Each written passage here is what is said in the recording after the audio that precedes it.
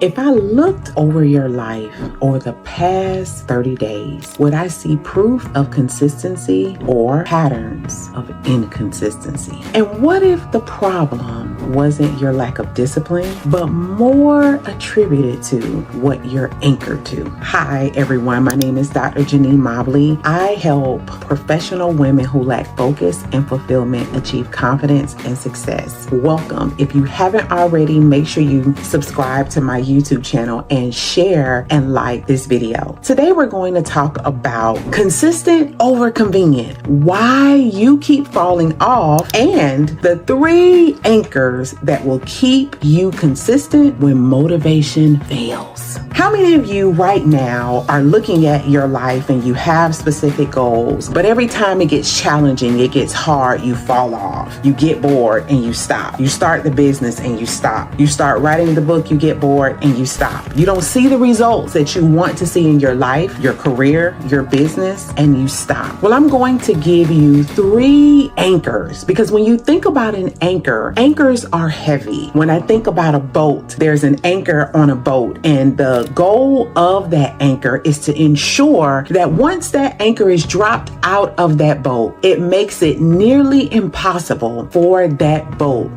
to float away. So I'm going to give you 3 simple anchors that when it gets tough, what you should be held down to, that's going to ensure that you move forward in your purpose, your intention, and your mandate. So let's get started. Most people think that their reason for not remaining consistent when they set a goal or an intention is that they lack some specific plan or strategy. But here is the thing. Why does person A, we can have 2 people with the same strategy and the same plan. One person executes the strategy consistently to see it through and achieves their goals, while person B begins the strategy, executes the plan, but stops before they see the reward. You see, the issue is not the plan. The issue is the mindset and what the person is anchored to. Could it be the reason that you are having a hard time hanging on in there to get things done, even when times get tough, is because of what you are anchored to? I want you to think big. I remember when I first started my business, being the person that started because I was very pumped up. I was really excited. I wanted to help people and had no clue of what entrepreneurship really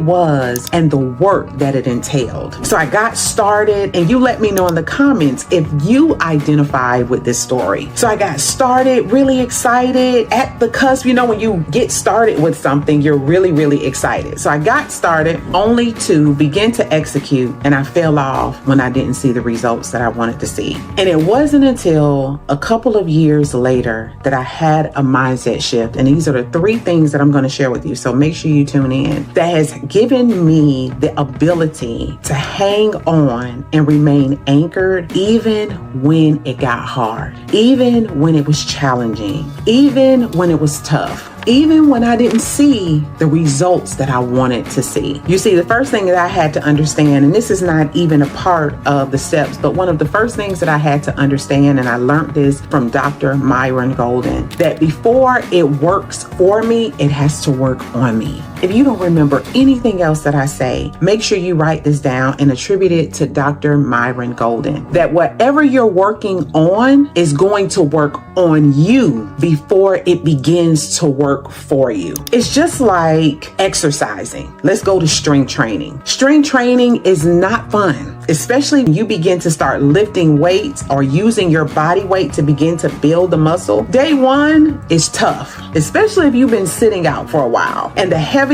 the weight gets, the more challenging it becomes. But you go to sleep, you wake up the next morning, you may not see the results that you want to see, of course, because you just got started. And it's about staying in the game. So I'm going to give you 3 anchors that when times get challenging, like me, you know how not only to hold on, but to soar. And because of these mindsets, I not only started my book while I was homeless. I completed my book. I marketed my book. Until this day, I'm still positioned to make money from a book that I wrote over 7 years ago. How would you like to have that story? So I want you to write this first thing down. It's so much bigger than you. Matter of fact, I want you to write down, it's bigger than me. I want you to think big. Every time it gets challenging, every time it gets hard, every time you want to give up, I want you to remember that it's bigger than me. Number one, it's beyond you. This isn't about your comfort. It isn't about your calling. It's about the mandate. It's about the purpose. It is about the intent of your life. What were you created to do? I want you to think about the very thing that you know that you have been called to do, but you have failed to fully execute and see it through. Do you realize that what you are building is so much beyond you? Do you realize that even the device that you're on right now was not just created for the person who was using it or who decided, to create it, but it was created for more. It was created beyond the person who created it. Think about your idea and your gifts and your calling. Think of it beyond what you see right now. I want you to, number two, for big, I want you to be impact driven. What you are building is so much bigger than you. It's about the solution that you provide. I coined a phrase months ago, and this is a revelation that has really helped me to stand even when times get tough and challenging, or even when I don't see the results that I want to see. I realize that what God has given me to build, what He's giving you to build, the calling on your life, the mandate, the purpose that you have is so much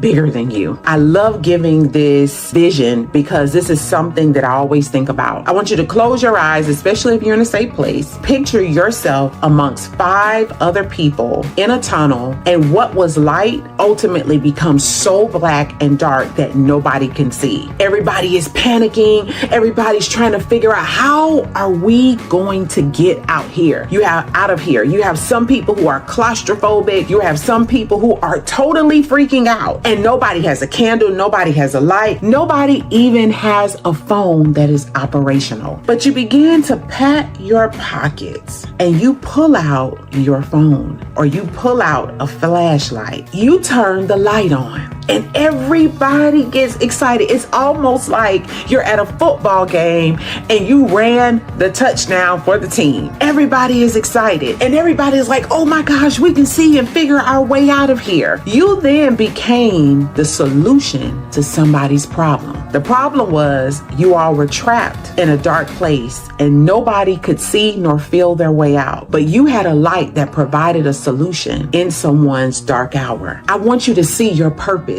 in that same exact way. Somebody is in a dark place in their life, in their business, in their emotions, in their marriage, in their career, and you are that flashlight for them. You have solutions, proven strategies that have worked time and time again that will allow them to transition out of darkness and walk into light. So I want you to see yourself as a solutionist. I want you to understand that somebody is in pain right now and they're looking and they're seeking and they're wondering where their solution is. You see, you got to think about and always remember that it's not about me. It's about the solution that you provide to somebody else's problem. So here's the question. Are you going to rise the purpose on your life, or are you going to withdraw? Number 3 of big, and this is the last tip, and we're going to close it out. We talked about being beyond you. We talked about making sure that you're impact driven, understanding that you are the solution to somebody's problem. But lastly, I want you to understand, and this is one thing that always keeps me going, even when I want to give up, even when the thoughts of giving up come to mind. I realize that my purpose and my mandate are God assigned. You see, I think about and I go back to one of my favorite stories in the Bible, to Jeremiah 1, where God is having a conversation with a child named Jeremiah. And Jeremiah doesn't know how amazing and powerful he is. Because of a conversation that he has with God, he begins to rise to the occasion. And because of that, thousands of people's eyes are open and the truth is revealed. But I want to give you a perspective that I always think about, that when I die and I go to heaven, I want to be able to stand before God. Better yet, before I close my eyes and before I leave this earth, I want to know and be satisfied that I did the very thing that God sent me here to do. Do you realize that your calling, your mandate wasn't a choice of yours? The gift giver chose you. You have a weight to carry that you were built for. God entrusted you with this very gift so that others' lives will be changed.